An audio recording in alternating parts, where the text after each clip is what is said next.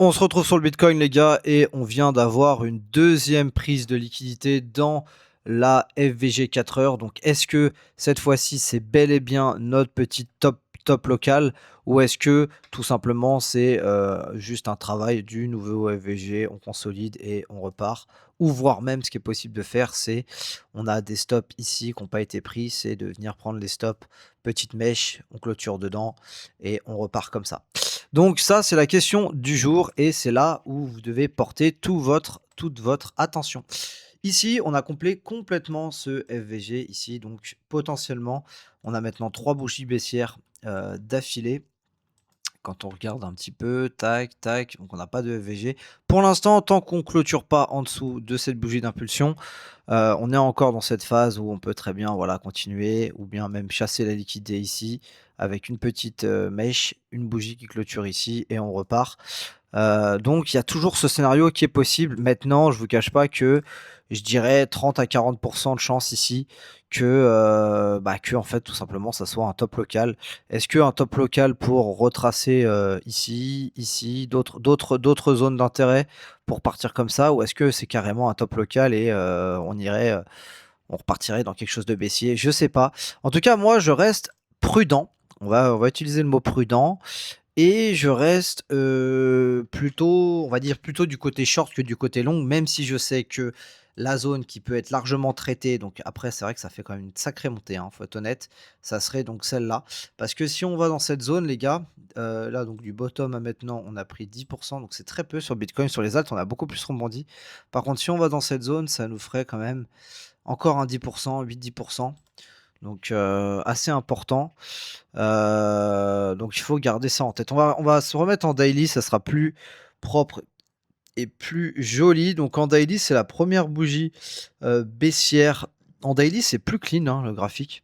Je zoome pour vous. Donc le FVG, il est là. On va remettre ça ici. En daily, attends, je vais même enlever ce truc en vrai. En daily, c'est beaucoup plus, clair. On a FVG. Là, pour l'instant, on est en train de clôturer en dehors du FVG. Là, il y a 2 sommets.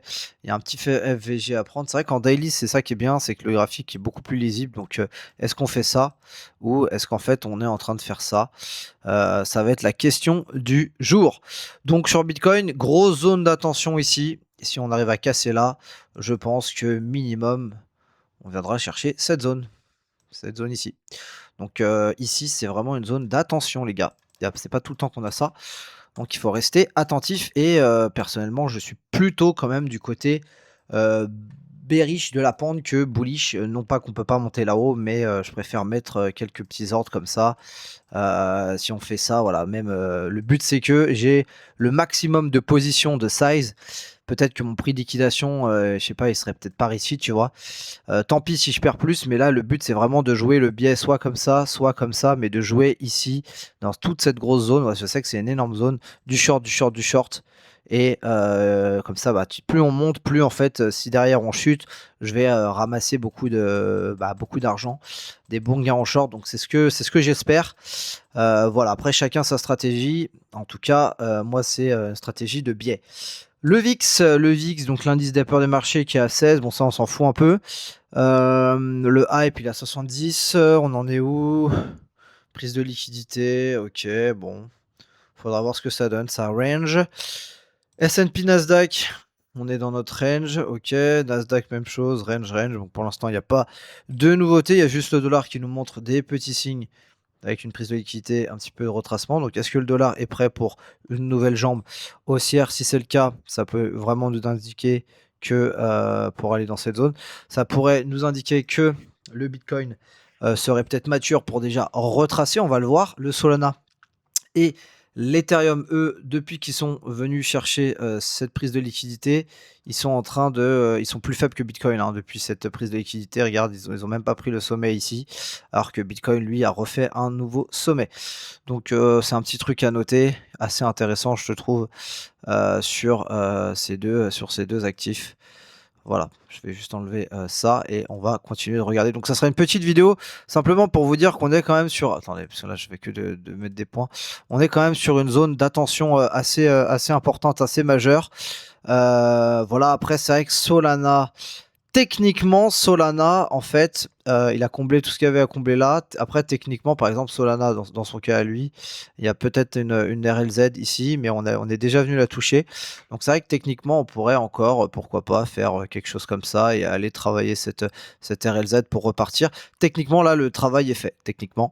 Donc c'est vrai que c'est pas la même chose que sur Ether. Maintenant, c'est vrai que sur Bitcoin, pardon, c'est vrai que sur Ether, c'est encore différent le graphique.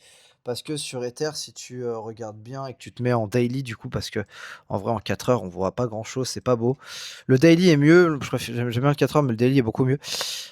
Sur Ether, en fait, on n'est même pas rentré dans le VG, donc un peu comme sur Bitcoin, en fait. Sur Ether, je pense que ici, si ici on se retourne pas, on fait pas le sommet descendant, en fait, si on fait ça, on peut vraiment venir ici dans cette zone ici de FVG pour se faire rejeter tout simplement. Un peu comme BTC au final, hein.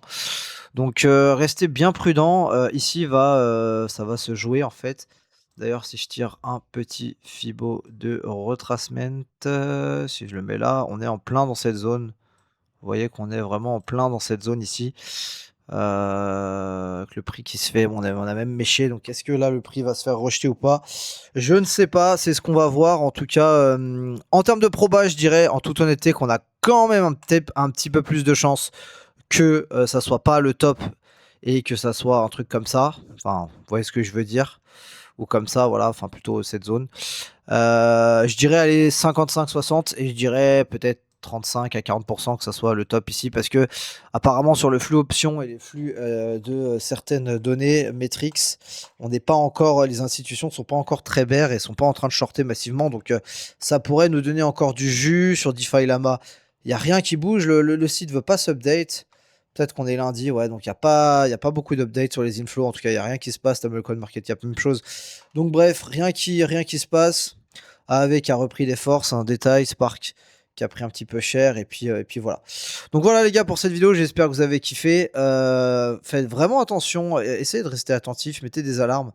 Ici on est vraiment sur un niveau clé là les gars. Les volumes sont en chute libre, donc je sais pas trop quoi en penser.